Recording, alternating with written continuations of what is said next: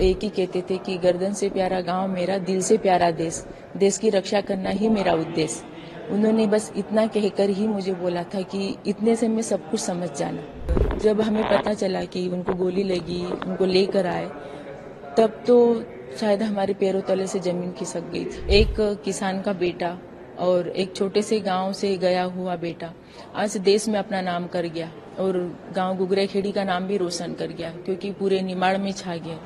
तो हमें बड़ा गर्व है। उन्होंने अपना वादा निभाया और उन्हीं वादे निभाने के लिए जो यादें छूट गई है, जो उनके सपने बाकी रह गए हैं कि बच्चे को पढ़ाना, उसे आर्मी में भेजना, बस मैं 25 साल से उन्हीं के सपने को पूरा करने में लगी हूँ। अगर राजेंद्र जी शहीद नहीं होते तो आज मेरी पहचान नहीं होती, आज मुझे कोई नहीं पहचानता। लेकिन वो दुख है और वो हमेशा रहेगा, क्योंकि उनकी कमी जो खाली है वो कभी कोई पूरी नहीं कर सकता।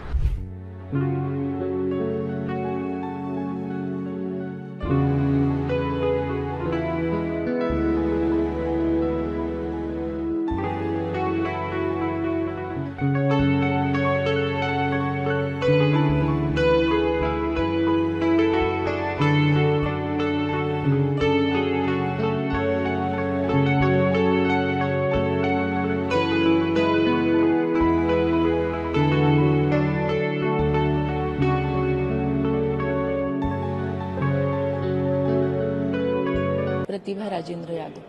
जी, आप कहाँ की रहने वाली हैं? एमपी खरगोन। अच्छा, हमने जो है लांस नायक शहीद राजेंद्र यादव जी की कहानियाँ सुनी। आप बताइए, क्योंकि आप उनको सबसे करीब से जानते थे, आप उनकी पत्नी हैं, कैसे थे वो, क्या बात हुई आपकी उनसे पहले? सर, मेरी शादी 97 में हुई थी, 97 में, और मैं उनके साथ ज़्यादा दिन नहीं रह पाई, क्योंकि वो जिस जगह पर रहते थे वहाँ पे शायद फैमिली अलाउड नहीं थी। और राजेंद्र जी जब मेरी 97 में शादी हुई तब वो चाइनीज़ कोर्स कर रहे थे पचमढ़ी में। तब मैं उनके साथ 5 महीने रही थी और फिर उनकी वहाँ पर बारमुल्ला में हो गई थी, कारगिल में।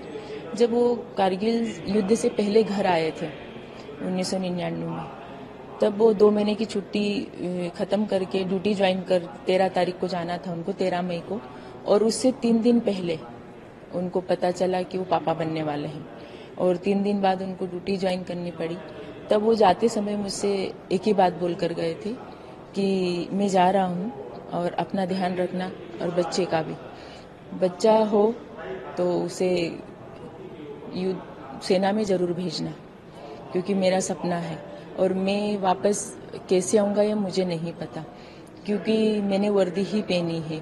और वो एक ही कहते थे कि गर्दन से प्यारा गांव मेरा, दिल से प्यारा देश, देश की रक्षा करना ही मेरा उद्देश्य। उन्होंने बस इतना कहकर ही मुझे बोला था कि इतने से मैं सब कुछ समझ जाना कि एक सैनिक का सपना होता है देश की रक्षा करना, और सबसे बड़ा उसका सपना होता है कि अगर वो तिरंगे में लपेट कर आए, तिरंगा ओढ़ कर आए, तो सैनिक के लिए उससे बड़ी गर्व की बात नहीं होती। और वैसे ही उनका सपना पूरा हुआ कि मैं तिरंगे में तिरंगा ओढ़ कर आऊँगा। और जब हमारे 30 मई को उनको गोली लगी और 16 जून को उनका पार्थिव शरीर हमारे गांव आया, खरगोन से 20 किलोमीटर दूर है गुगरेखेड़ी, वहाँ पे उनकी जन्मस्थली है। और जब हमें पता चला कि उनको गोली लगी, उनको लेकर आए, तब तो शायद हमारे पैरों तले से जमीन खिसक गई थी, क्योंकि साथी का साथ छूट जाना जीवन में बहुत बड़ा गहरा दुख होता है।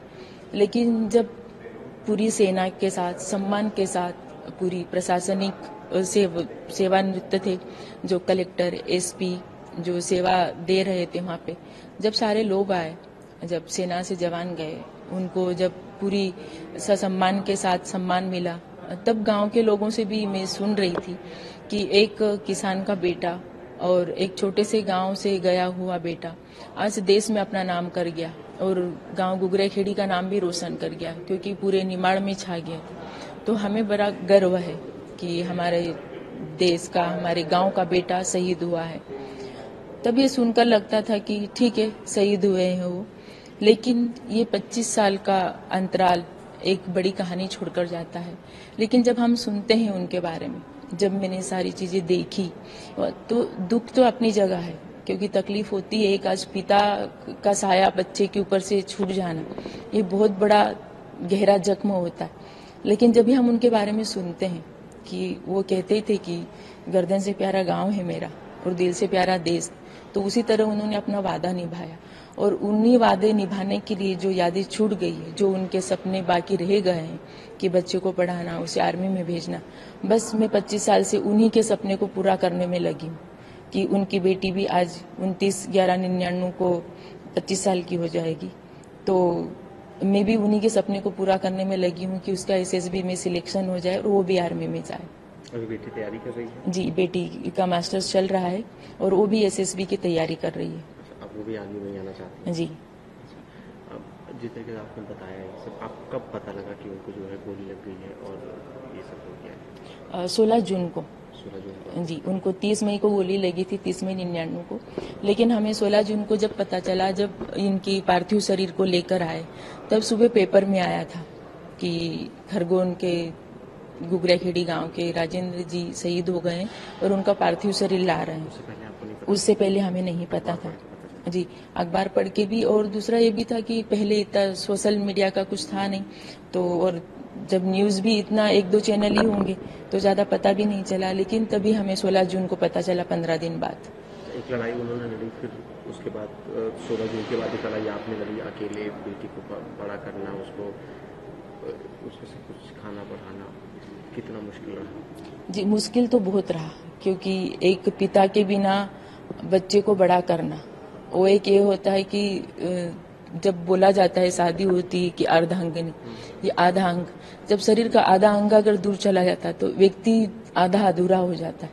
लेकिन फिर भी उनके नाम, उनसे जो मेरी शादी हुई, गौरव था कि अगर राजेंद्र जी शहीद नहीं होते तो आज मेरी पहचान नहीं होती, आज मुझे कोई नहीं पहचानता।